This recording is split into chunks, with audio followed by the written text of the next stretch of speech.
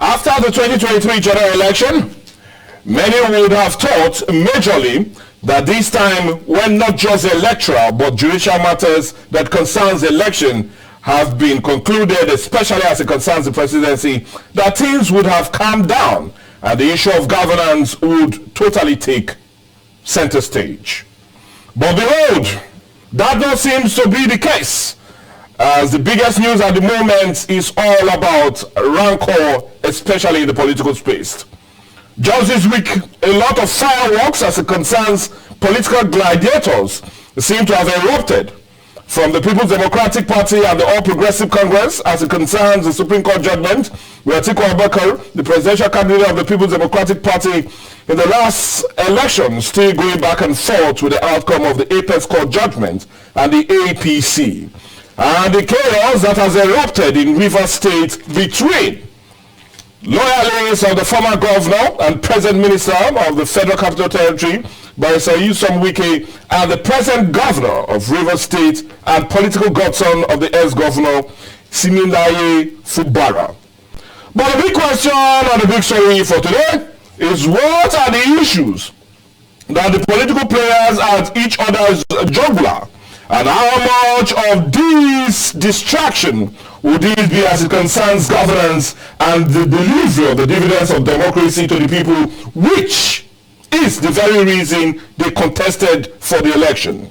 When you look at the present state of the nation and the political drama that is playing out to take center stage on the big story for today. And that is the state of the nation, politics in focus. And that's what we're having as a major discourse today on the big story. We're looking at the state of the nation, but just looking at the political drama that seems to be playing out at the moment. But anyway, to help us talk about this is no other person but Dr. Okay Dawade, the chairman of Integrity Group, joining us to have this discussion. Good morning and welcome to the show, sir. Good morning, my colleague. Good morning to the world this morning.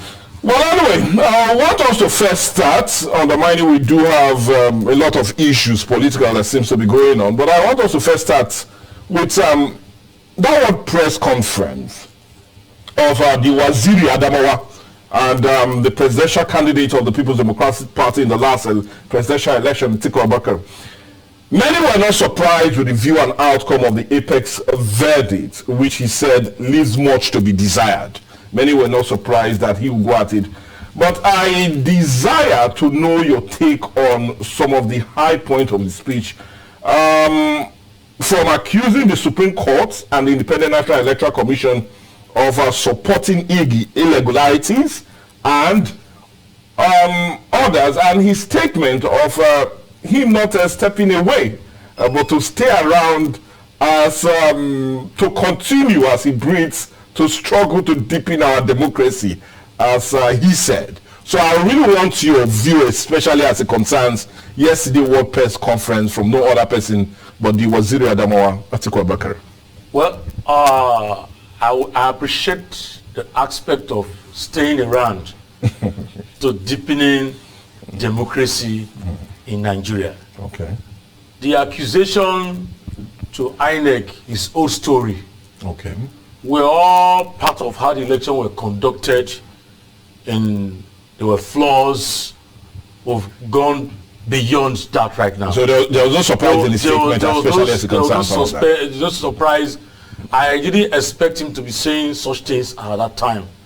The suggestion made by some group or particular sectors of that yesterday, telling us how we should do the electoral reforms, are the way it should have gone. Yeah. Then accusing the Supreme Court of being biased, I want to disagree with him as a true Nigerian and a respecter of the law. Some laws, judgment will favor you, some may not favor you. And the judgment did not come to us as a surprise.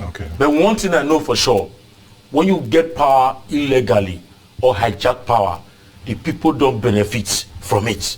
So when he said history will vindicate him, I hold on to that. But I didn't expect him to come out openly. So you feel there was a huge outburst, especially as it concerns the Supreme Court judgment. And if you look at the Nigerian environment now, if the judgment had gone the other way, there has been celebration on the street by now. Given the fact that the present government is not living to power. I get to my point. There's a difference between somebody you are validating as a president working assiduously for the people and somebody is not working and people are getting hungrier by the day. I did a video before yesterday evening talking about the present government. So if you look at it that way, the judgment came as expected. So there was no euphoria, there was no excitement, there was nothing new. No surprise. It went as predicted. It went as expected because that was what has been arranged to happen. But I will not come here today and tell you that Supreme Court goofed. No. Supreme Court did their job.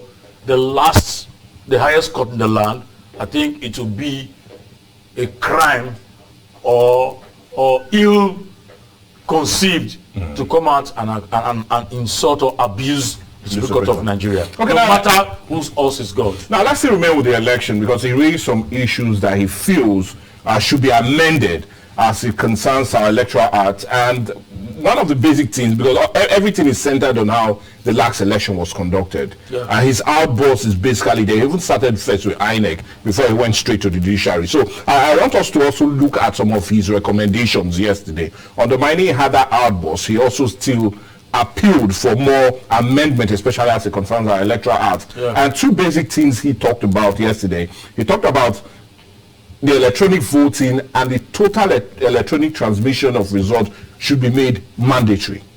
That's correct. That's what he said. That's correct. So I want your reaction to that call. Do you see this solving the impasse that was seen in the last election? Do you feel if it now comes to us having that electronic transmission of results, making it mandatory, and not just that electronic voting, as he recommends, do you see this really helping to deal with all the issues? I see it helping us a lot, so that my career can win elections. So I can contest, and as he votes, it goes to the server to show that you have 100 votes here or 200 votes here. The one you have to doctor result or mutilate result and don't upload them, it gives room for elections that are not free, fair, and credible. So unacceptable. So you see, that's which he recommended are things we have been saying here and every other place to go to. Let it be electronic voting, let it be uploaded. But there is a but. A but. The but is that those who are hell-bent on clinging into God for that reason, on clinging into power, to hoodwink the Nigerian environment or government to their favor for selfish reasons, will want to struggle to kill such amendments. Now, still talking about the amendment, let's go back and let's look at the Electoral Act 2022 as amended.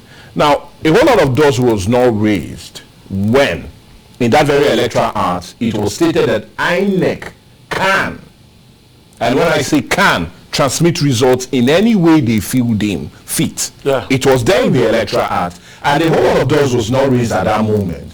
Is it that we did not notice that might really be the contending issue going to the 2023 election? There is a lacuna in that phrase where you say in any way deemed fit.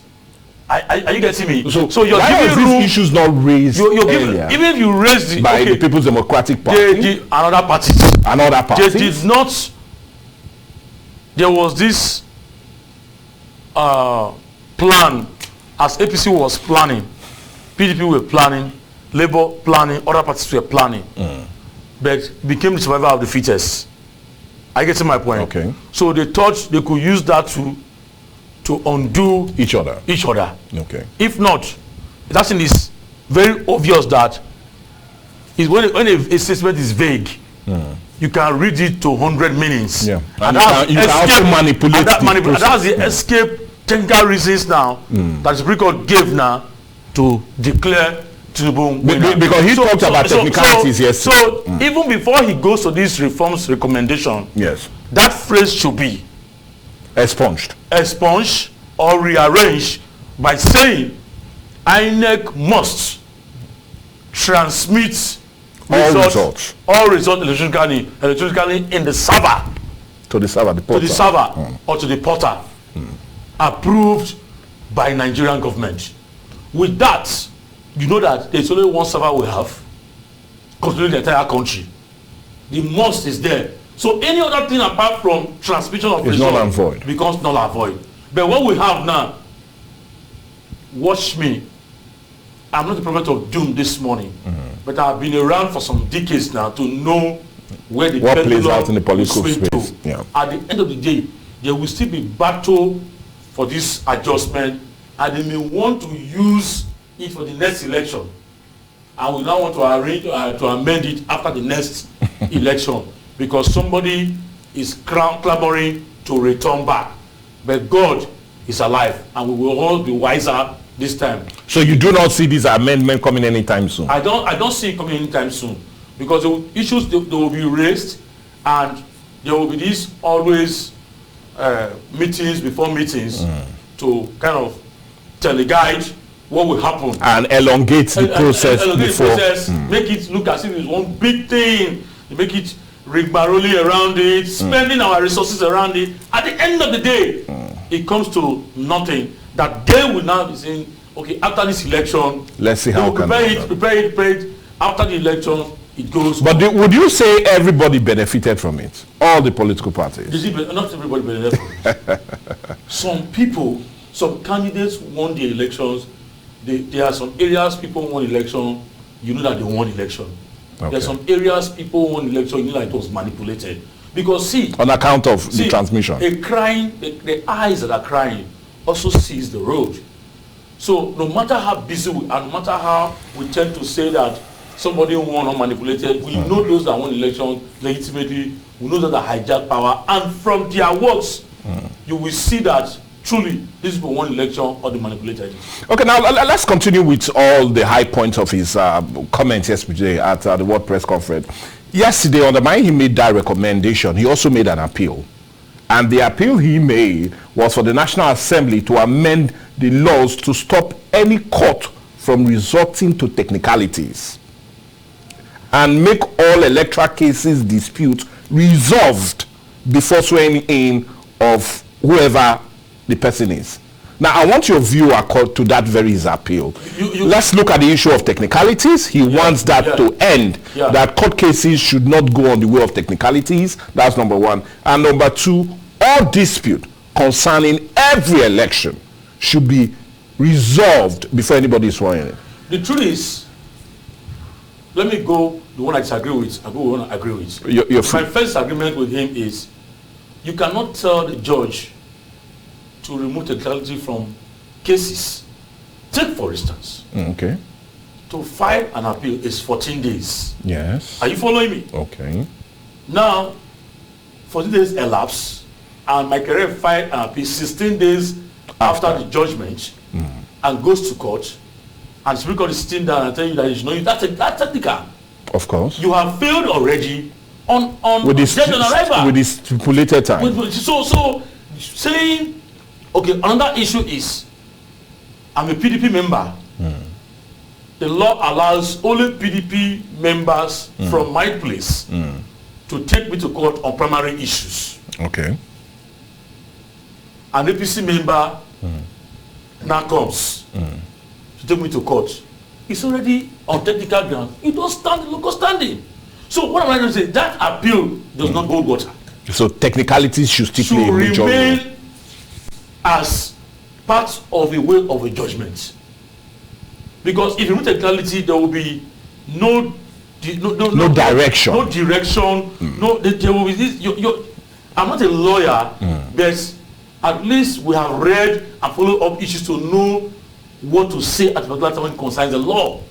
The law says you must follow all rules and regulations laid down for every case in Nigeria. Okay. And everybody approaching the court for electoral matters must follow due process and ensure there is no hole when there is no hole, the serpent cannot come in.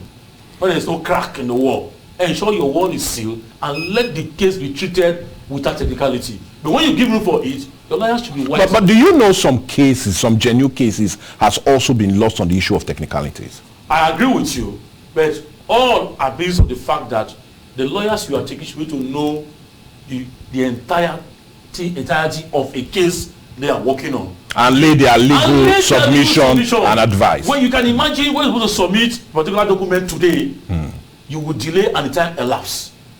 They will not come on technicality. Now, a genuine case you're supposed to win for that singular error alone will be struck out. So we should, the lawyers are always in a hurry. Okay. Because they want to collect money from the client. Apologies to the lawyers this morning, but you must sit up and do your job and do it adequately. Let the cases be trashed in the court with fireworks of the major aspect of that case. Then the winner now emerge based on black and white facts and figures. Okay, now talking about the figures, he also said yesterday that the issue, which I feel you agree with, I was not disputes. I was not true with the one that every court case should end. Litigation should be true before the winners are sworn in. Yes. That's the perfect thing to do. You can imagine a governor is removed from office. The House of Assembly is removed from office. Some are being removed now after collecting salaries. Yes. Going to abroad or somewhere for training. You don't do that. On taxpayers' expenses. On taxpayers' expenses. What we're supposed to do is do the elections. The time frame for the judge for the cases are too long. Okay. Bring them back. Okay. A month is enough to charge those cases. Finish up the cases before the winners as declared are sworn in. To this extent, it will reduce the practices that we are having of fraud in the electoral process. That if I do this, I will be caught, I will not be sworn in. You can imagine you swear me in, and I'm in government already. The man fighting me is outside government, borrowing money for his cases. I'm enjoying the affluence of bank loans, of to fight your case. To fight my case because I'm already in government. So the power of competency is there, and I have all the power to subdue the guy that won me. It's not done that way. We should do the cases before the winners are sworn in. It's a perfect suggestion, but would they agree? Okay, well, anyway, I feel we will agree with you on one issue, and that's the issue of still looking at what he said. That's where we agree with you now. And let's still continue there. On the mining, you took a swipe at it initially, but I want us to still remain there. Okay. And he took a swipe, not me, he took a swipe at the judiciary when he feels it has so been compromised at the moment. And he backed his claim. You will not blame him. He backed his claim with a recent statement of the retired Supreme Court justices. We're talking about Justices Musa Datijo Mohammed, when he said he feels the judiciary is at the lowest ebb at the moment. Yes. So let's look at that remark. What do you feel about this? Because you first said there was no point taking a swipe at the Supreme Court. But as it stands, we even had a former Supreme Court retired justices saying there seems to be a whole lot of compromising of the judiciary as it stands today by the political class. When a patient is sick and you refuse to treat that patient, when he or she dies, no need to cry. I really want to understand what you mean. I will explain it here. That's why I'm here this morning. For the rain, how many years did that man that made that justice that made you are talking Justice Musa Mohammed. Musa Mohammed. He was in the Supreme Court for years. Such judgments have come and have gone the same way. The Nigerian judiciary has not had the courage to nullify presidential election till date. But whether he says it or not, that still doesn't make it. It doesn't make any but difference. It still makes. It still does not mean it is less truthful. When he was there, what did he do? Now he's a retired man. He's saying the judiciary is at the lowest ebb. The truth is this: until the judiciary rise up to call a spade and not a shovel, we'll still be morally in this sense. Can they ever do that without autonomy? The judiciary need total autonomy, whereby they will not appoint. You know, there can be a systematic way. They know their. Because we do know it's the NJC that recommends and appoints judges. Yeah. Who is NJC? Okay. Well, recommendation from, yeah. Who is the presidency? As we speak, there is a crack in the Supreme Court now on appointing judges. Of course. Because of seniority, disparity, regionally, religion, tribalism, religion, right now. Of course. So like people say, if you like, sign the treaties, sign the books, speak on the English, without a change of heart, open the cupboard and lock documents in the cupboard. Nothing happens to the society because the people that sign the documents are still not ready to change. We are conducting these programs this morning for the system to change. For a situation whereby the president will be elected free and fair. Court should not be deciding our elections. Elections will be decided on the field because a man won the election and is declared the winner. So from the basics, once the foundation is not there, how can you build skyscraper? It will collapse. And that's what you're having. No solid foundation. From the onset, and all these things, back to our constitution. Okay, anyway, we will definitely be looking at that later, but I'll plead with you to hold on. We need to go on a break now, and when we come back, we'll continue our discussion centered not just on yesterday World Press Conference of Atiku Abubakar, but also on the issue that seems to move and be more volatile at the moment. And we're talking about the volcanic eruption that erupted in Rivers on Sunday and also extended up to yesterday. Let's go on a break.